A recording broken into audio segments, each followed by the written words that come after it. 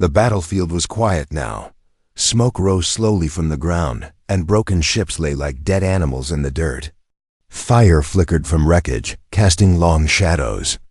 The war between humans and the Zalari Empire had ended here with blood. Fire and silence. A lone human soldier moved through the ruins, his boots crunching over metal and ash. His name was Logan Hayes, a former Marine turned scavenger. He held his rifle low but ready. In places like this, the dead sometimes moved. He walked past a shattered wall when he heard it, of a spur, not human. Not machine, something. Alive, Logan raised his weapon and turned slowly. In the corner of a collapsed room, covered in smoke and dust, something shifted. A figure crawled forward on shaking arms. Her armor was cracked. Her breathing was rough. Her eyes glowed faintly in the dark, and her once sharp horns were chipped and bleeding. But even now, she was beautiful in a dangerous way, like a wild animal trapped in a cage. She looked up at him with fear. And something else. "Don't kill me, human," she said in a broken voice. "I'll warm your bed." Logan blinked out for a second. He thought he heard wrong. This was a Zalari warrior. The same kind who had killed his friends, burned cities, and promised to wipe out his race. And now she was begging for her life, offering her body to stay alive? He stepped closer, gun still raised. "Why would you say that?" she coughed, her breath shaky. "You won the war." "I lost everything. My ship, my soldiers, my pride." She looked down. "A dead enemy means nothing. But a warm body in your bed, maybe that has value." Logan lowered his gun slightly, confused. She wasn't attacking. She wasn't trying to escape. She was just broken.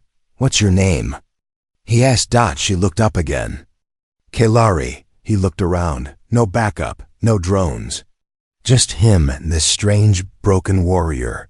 He had a choice: leave her here to die, or carry her out. Logan sighed. "Can you walk?" Kelari shook her head slowly. "Not far. My legs are weak. I lost too much blood." He cursed under his breath, slung his rifle, and moved to her side. "You're lucky I'm not like you." Without another word, he lifted her in his arms. Logan set up a small camp in a hidden cave a few kilometers away. He started a fire, laid her down gently, and treated her wounds. She watched him silently the whole time, eyes full of confusion. "You're not scared I'll kill you in your sleep?" he asked. Kelari gave a weak smile. "If you wanted to, you would have done it already." He grunted. "True." As he wrapped a bandage around her arm, she asked, "Why did you save me?" Logan didn't answer at first. Then he said quietly, "Because I've seen enough death. And maybe I'm tired of it." She looked away. "We were taught that. Humans have no mercy, that your kind is full of hate." He raised an eyebrow. "Maybe we were taught the same about you." A small silence fell between them. Only the fire cracked and popped. That night, Kelari didn't sleep. She sat beside the fire, her body weak but her mind awake. She kept watching Logan as he lay on his sleeping pad, facing away. For the first time in her life, she wasn't a weapon. She wasn't a leader. She was just a lost woman, alive only because of the kindness of an enemy. She whispered, mostly to herself, "What am I now?" The next morning, Logan found her awake and sitting near the fire again. "You didn't sleep," he said. "I couldn't," she replied. "Not because of fear, just thoughts." "About what?" she hesitated. "About why you saved me. About how I used to be a warrior. I fought hard, killed many. But now ... I have nothing left." Logan looked at her. "You're still breathing. That's something." Kelari met his eyes. "Is that enough?" Logan stood, stretched his arms, and said, "Maybe. Depends on what you do with it." She smiled faintly. "Do you think I can become something else?" He shrugged. "We'll find out." But deep down, Logan felt uneasy. He didn't fully trust her. Not yet. She had been A killer, a hunter of humans. And now she was sitting by his fire, sharing his warmth. What did she really want? As he checked his gear, Kalari's voice came from behind. "Logan." He turned. "I meant what I said before," she said quietly. "If you let me live, I will. Warm your bed." He stared at her. She wasn't trying to seduce him. She wasn't smiling or playing games. She was serious. Dead serious. Logan's heart beat faster, but not from desire. From confusion. From a strange feeling growing inside him. This alien warrior was not what he expected. Not at all. And something told him. This was just the beginning. The fire had burned low by morning. Logan opened his eyes and saw her Kalari already awake, sitting at the edge of the cave like a statue. Her silver skin shimmered in the weak light, and her long hair was tied back with a torn strap from her ruined armor. She hadn't moved all night. She didn't sleep. She didn't trust rest. Not after what her life had been. She heard Logan stir behind her, but didn't turn around. Instead, she spoke in a soft, cold voice. "Do you want to know how many humans I've killed?" Logan sat up slowly, rubbing his eyes. That's a hell of a way to say good morning. Kalari finally turned to look at him. Her expression was calm, but something was cracking behind her eyes. "I used to count," she said. "Back in my early days, it was a game to me. 1 human, then 50. She looked down at her trembling hands. "By the time I stopped counting, I had lost my soul." Logan watched her, saying nothing. He could feel it. The weight in her voice wasn't just guilt. It was identity. This was all she'd ever known. Killing humans was her purpose. Now, here she was, alive only because a human had spared her. Kalari looked at him again, more gently this time. "Do you hate me?" Logan leaned forward, poking the fire. "I should. Maybe I did yesterday. And now?" He shrugged. "I don't know what I feel. You're not what I expected. You're not what they told us." A ghost of a smile touched her lips. "We were taught the same thing. That humans are savages, dirty, heartless. That your kind destroys everything it touches." "Not everything," Logan replied. "Just the things that try to kill us first." Kalari lowered her eyes. "Then maybe I deserve to die back there." Logan stood and walked to the cave's entrance. Outside, the sky was gray and the wind was dry. Smoke still floated from the dead battlefield in the distance. He spoke without looking back. "You didn't beg for life because you were weak. You begged because deep down you wanted a second chance." Kalari stared at his back. "And if I don't deserve that chance?" Logan turned his head slightly. "Then prove you do." Later that day, Logan found her trying to stand. She grunted in pain, falling to her knees again. Her leg was still. Wounded, wrapped in cloth, but healing. "What are you doing?" Logan asked. "I need to move," she said through clenched teeth. "I can't be useless. Not again. You're injured." "I'm a soldier," she growled. "A warrior. I don't sit and wait to be saved. If I do nothing, I become nothing." Logan sighed, walked over, and offered his arm. She hesitated, then took it.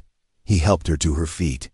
Her body leaned against his for support, warm and shaking.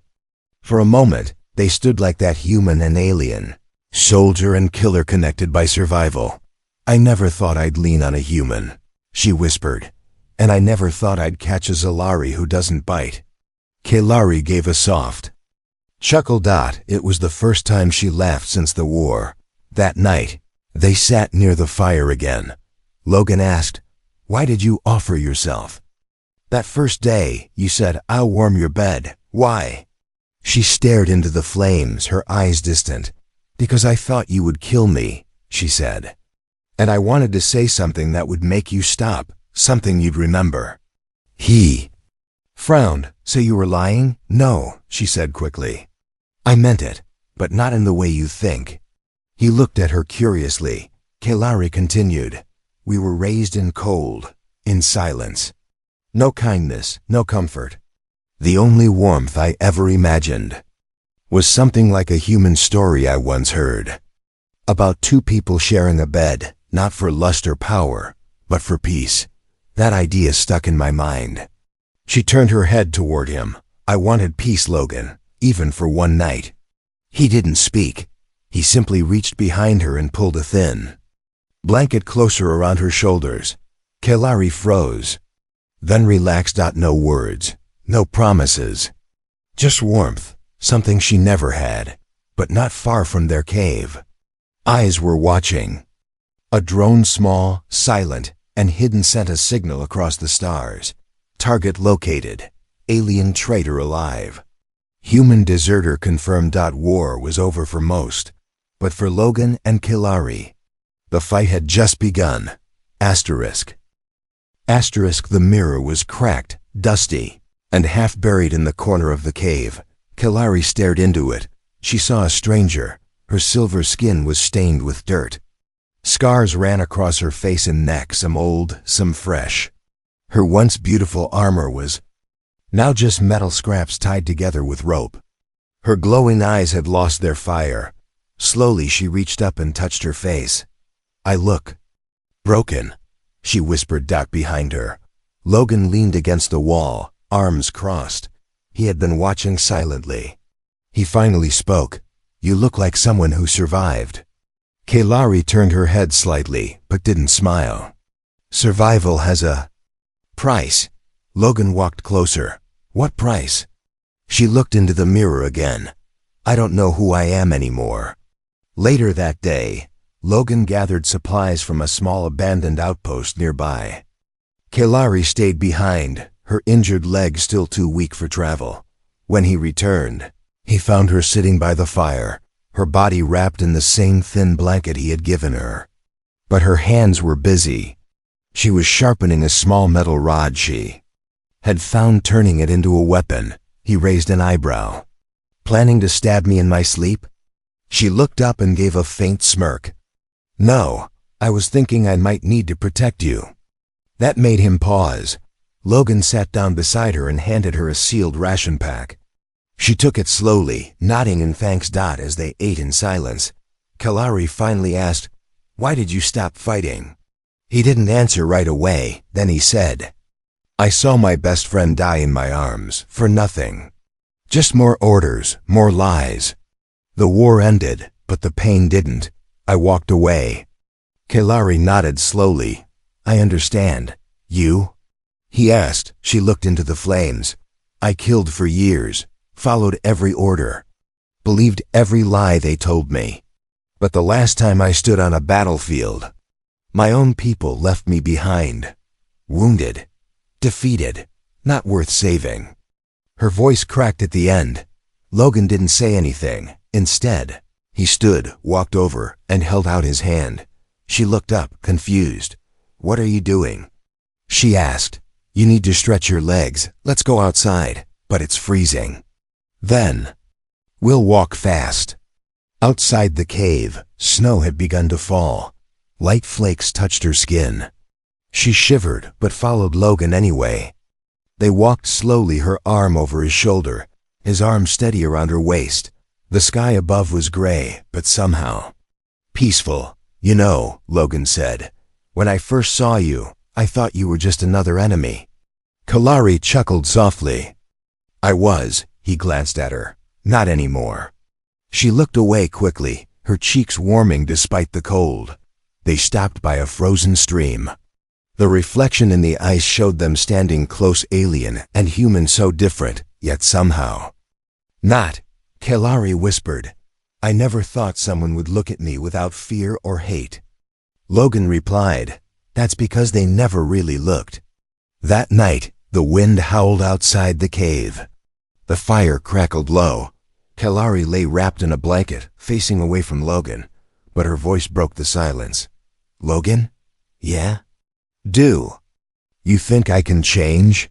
He turned toward her. I think you already are. She was quiet for a long time. Then she asked softly, Can I come closer? It's cold. He didn't answer with words. He simply lifted the blanket slightly. She scooted over, slowly, carefully, until her back pressed against his chest. She closed her eyes, heart pounding, not from fear, but something new. Something warm, for the first time in her life. She didn't feel like a tool, she felt human. But peace never lasts long. Far away, a group of soldiers studied the drone footage of the cave. "Confirmed," said the commander. "One Zalari warrior. One human deserter. They're together," he smiled cruelly. "Send a retrieval squad. Bring the girl back. Kill the human." A red dot appeared on Logan's chest. Just one, then two more. He didn't move. He knew what that meant. He stood with his hands slightly raised as three armed human soldiers stepped out from the shadows at the cave entrance. Their armor was marked with Earth military insignia. Old allies, now strangers. The leader, a tall man with a sharp jaw and cold eyes, stepped forward. Well, he said. "Logan Hayes, thought you were dead." Logan didn't smile, almost was. "You're late." The man's eyes shifted past him. To her. Kale, Ari. She stood behind Logan, still wrapped in the blanket, her eyes wide. The moment she saw the guns, she stepped back in fear, but not from them. From memories. She remembered human soldiers, fire, screams, the smell of blood. "She's one of them." Another soldier growled, aiming his rifle at her. "Step aside." Logan didn't move. "She's not a threat. She's a war criminal." She surrendered. The commander raised his hand. "We don't care. She's an alien. She dies." Logan stood between them. "She's with me." The silence cracked like thunder. Kalari couldn't speak. Her breath caught in her throat. Her knees wanted to buckle. No one had ever stood for her before. Not like this. Not against his own kind. Logan didn't flinch. His eyes stared straight into the commander's. "If you want her," he said, "you'll have to go through me." Guns clicked. The soldiers hesitated. They didn't want to shoot one of their own. But orders were orders. The commander narrowed his eyes. "You'd betray Earth? For her?" Logan's voice was firm. "I'd betray hate for something better." "Then you're no longer one of us," the commander hissed. "You're a traitor." He turned to his men. "Leave them here. If they survive the cold, let them rot. If not, no one will miss them." The soldiers left without another word. That night, the fire burned higher than usual. Kalari sat beside it, her hands shaking, though not from the cold. Logan was outside, checking the perimeter, making sure no one followed. When he returned, he found her silent, staring into the flames. "I thought they would kill me," she said finally. "They almost did," he replied. She turned to him, voice small. "Why didn't you let them?" Logan stared at her, confused. "Why would I?" Kalari looked down. "I'm not worth saving." He knelt beside her. "You don't get to decide that anymore." She met his eyes. In that moment, something inside her broke. Not in a bad way. In a way that let the light in. They sat close, shoulder to shoulder. She leaned her head against him. It felt natural now, like breathing. "I've never had someone," she said softly. "Not a friend, not a partner, nothing.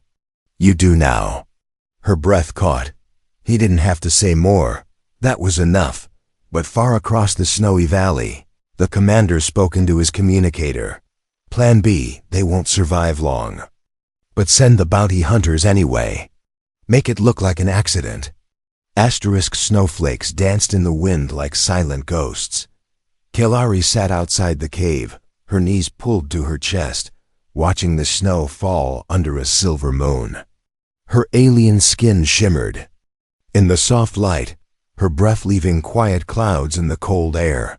Logan stepped outside, wrapping an old military jacket around her shoulders. "You'll freeze out here," he said gently. Kalari didn't look at him. "I've lived in colder places than this. But not with someone next to you." She finally glanced up, eyes glowing faintly. "No, never with someone They had spent 4 days alone in the cave now, hiding, healing, talking each day. Kailari's body grew stronger, but her heart felt strange. Not heavier, not darker, just different. She helped gather firewood, even when her leg ached. She cleaned Logan's wounds. She laughed once when he tried to cook and nearly set the pan on fire, and at night they lay close beside the flames. Not as enemies, not as prisoners, as something new, something fragile, something real. That night, Kailari sat across from Logan as they ate warm food. She was quiet, stirring her bowl slowly. Logan noticed. Something wrong? She looked up. Back home, on my planet, warriors like me weren't allowed to feel things. No love, no fear, no warmth. We were weapons. That's all. Logan nodded. Sounds familiar. They tried to turn me into that too. Kailari's voice trembled. But now, I don't want to be a weapon anymore. You don't have to be. She reached across the fire, touching his hand. Her fingers were cold, but they tightened around his dot. Her voice was a whisper. Is this how humans feel when they care about someone? Logan didn't speak for a moment. Then he said, Yeah, I think it is. Later that night, the firelight flickered over their faces. The cave was silent, safe for now. Kailari pulled her blanket tighter. Then, hesitantly, she looked at Logan. I don't want to sleep alone tonight. He raised an eyebrow. You cold again? She nodded once. Yes, but not just that. He opened his blanket without a word. She crawled under it and lay close beside him. Her head rested on his shoulder. His arm wrapped gently around her back. She closed her eyes. I feel safe here, she whispered. I feel the same, Logan said softly. But in the deep dark forest beyond the cave. Shadows moved. A group of silent figures crept through the snow. Bounty hunters, cold eyes, quiet guns. Metal collars ready, one of them whispered. The alien girl fetches a high price. The human is a bonus. Alive if possible, dead if easier. They moved closer, footsteps hidden by the wind. The firelight was the only thing between Kailari and danger now, and it was flickering. She woke up to the sound of a whisper, not Logan's voice, not the wind, something sharper. Metal, chains, footsteps. Kailari opened her eyes and found herself staring down the barrel of a rifle. Don't move, a man growled. 3 bounty hunters stood over her, faces covered with cold helmets. One kicked the fire out.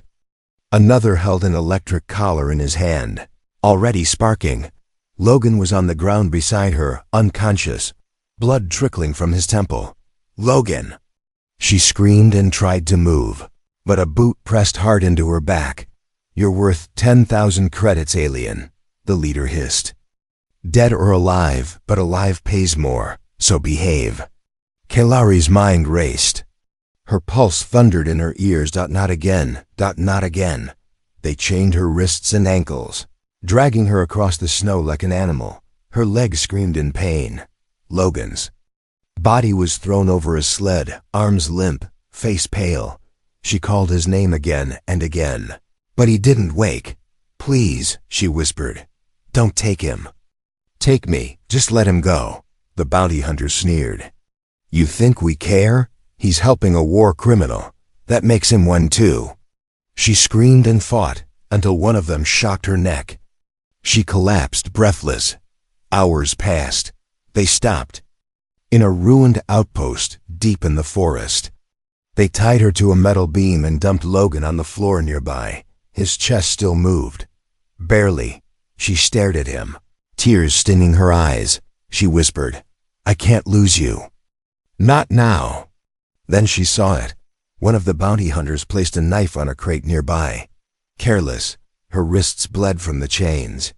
Her muscles ached, but her will burned brighter than ever before. She glanced at Logan, still breathing, then at the knife. This was her chance. With all her strength, Kailari twisted her wrists. Metal bit into her skin. She gritted her teeth to stay silent. Blood dripped. Her hands slipped loose.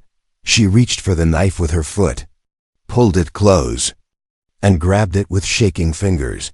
One breath, 1 second. Strike. She stabbed upward into the closest man's thigh. He howled. She grabbed his weapon and shot the second. The leader lunged for her. She swung the rifle like a club and hit his face hard. He fell. Unmoving. Kalari crawled to Logan and untied him. His eyes opened slowly. Kalari? I'm here, she whispered, pulling him into her arms. I came back. You saved me? She held his face, her voice shaking. Of course I did. I thought you'd run. She leaned her forehead against his. I said I would warm your bed.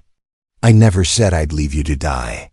As the wind howled outside the broken walls, she wrapped both of them in blankets and held him close. This time, she wasn't the one begging to be saved. This time, she was the protector. Snowflakes melted on her skin. Kalari stood alone outside the ruins, breathing in the cold morning air. Behind her, Logan rested inside, still weak, but alive because she had saved him. She had fought. She had killed, but not for glory. Not for war. This time, she fought for love. She looked at her own hands, hands that once held blades, spilled blood. Burned cities. Now they held blankets. Bandages. Logan. She had become something new. Not a warrior, not a slave, just a woman with a heart finally beating for something real. Inside, Logan opened his eyes.